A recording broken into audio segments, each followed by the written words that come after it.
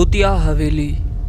यह कहानी राजस्थान के कोटा शहर की एक भूतिया हवेली के बारे में है। यह हवेली राजा महाराजा के समय में बनाई हुई थी, लेकिन पिछले 18 सालों से इस हवेली में आज तक कोई भी रहने के लिए नहीं आया है। इच्छा होने पर भी इस हवेली में कोई भी नहीं रह पा रहा था, क्योंकि लोगों का कहना था कि इस हवेली में भूत प्रेत का साया है। जब सोनू को इस हवेली के बारे में पता चला तो उसने तय किया कि वो इस रहस्य को जानकर ही रहेगा।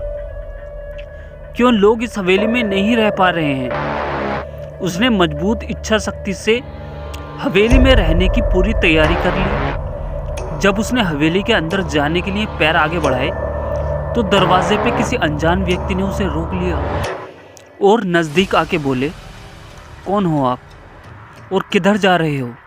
सोनू ने जवाब देने के बजाय उनसे सामने सवाल किया, जी आप कौन? वो बोले, मेरा नाम अर्जुन है और मैं यही पास में ही रहता हूँ। सोनू ने कहा, ओ अच्छा, मैंने सुना है कि यह एक भूतिया हवेली है और यहाँ कोई नहीं आ पाता है, इसलिए मैं इस हवेली में एक दिन रुकने का फैसला किया है। अर्जुन ने कहा, जी हाँ, आपने सही सुना है और आप भी अंदर मत जाइए। मेरी मानो तो आप भी वापस लौट जाइए, यहाँ बहुत खतरा है। यह सुनकर सोनू खुश हो गया, जैसे उन्हें कोई लॉटरी लग गई हो। अर्जुन ने उसकी खुशी को देखकर बोला, आप क्यों खुश हो रहे हो? आपको तो भूत का नाम सुनकर डर लगना चाहिए। शायद आपको पता नहीं होगा कि मैं भूत प्रेत में काफ़ी दिलचस्पी रखता हूँ।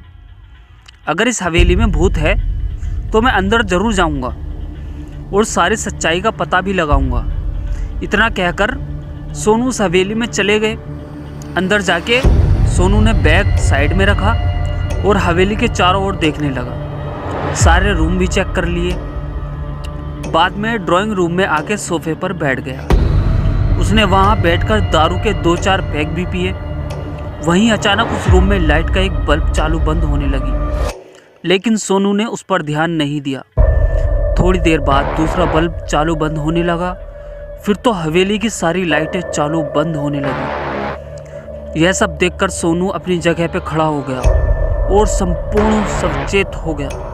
अचानक उसके सामने एक छोटा टेबल हवा में उड़ने लगा, करीबन 6 फुट हवा में ऊपर जाके गोल गोल घूमने लगा। बाद में सोनू की ओर तेजी से आने लगा। सोनू ने तुरंत ही अपनी जगह बदल दी और दूसरी ओर चला गया और वो टेबल वहीं जाके गिरा जहां सोनू खड़ा था। सोनू को समझ पाता उतने में सोफे की सीट उसकी ओर आने लगी। वो जल्द खड़ा हो गया और छलांग लगा के दूसरी ओर कूद गया, जिसके कारण सोफा दीवार को टकराया और सोनू बच गया। अचानक सब कुछ शांत हो गया। सोनू ने चारों ओर सतर्कता से देखा और बड़ी आवाज़ में बोला, तुम जो भी हो सामने आकर के बात करो। वहीं एक बड़ी परछाई उसके सामने आई। सोनू ने उस परछाई को देखकर बोला, कौन हो तुम और क्यों मुझे मारना चाहते हो? परछाई, तुम्हारी भूल के कारण। सोनू, मेरी भूल? मैंने कौन सी भूल की? परछाई, इस हवेली में आने की भूल। मैं किसी को भी इस हवेली में खुश नहीं देख सकता। सोनू, लेकिन क्यों? वो परछाई ने जवाब दिया, आज से 18 साल पहले इस हवेली के मालिक ने मुझे यहीं पे ही मार डाला था। मेरी कोई गलती भी नहीं थी। इस कारण की वजह से मेरी आत्मा इस हवेली में भटकती रहती है। मैं किसी को भी इस हवेली में नहीं रहने दूंगा, क्योंकि इस हवेली में मेरा खून हुआ था। इस हवेली में जो भी रहने के लिए आएगा उसकी मौत होगी। सोनू ने कहा, मैं तुम्हें असली रूप में देखना चाहता हूँ। मैं तुम्हें मारने से पहले मैं तेरी यह इच्छा अवश्य पूरी करूँगा। और उस परछाई ने एक भयानक रूप ले लिया। उसका चेहरा इतना भयानक था कि सोनू भी एक क्षण के लिए डर गया था, लेकिन दूसरे क्षण में उसने अपने आप पर काबू पा लिया। बाद में इसने अपनी जेब में से सफ़ेद पाउडर निकाला और उस भूत पर फेंक दिया।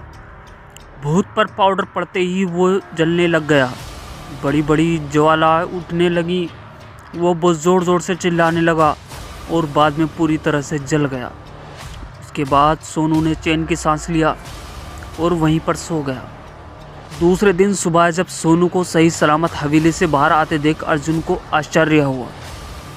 अर्जुन ने सोनू से पूछा, तुम कैसे जिंदा हो?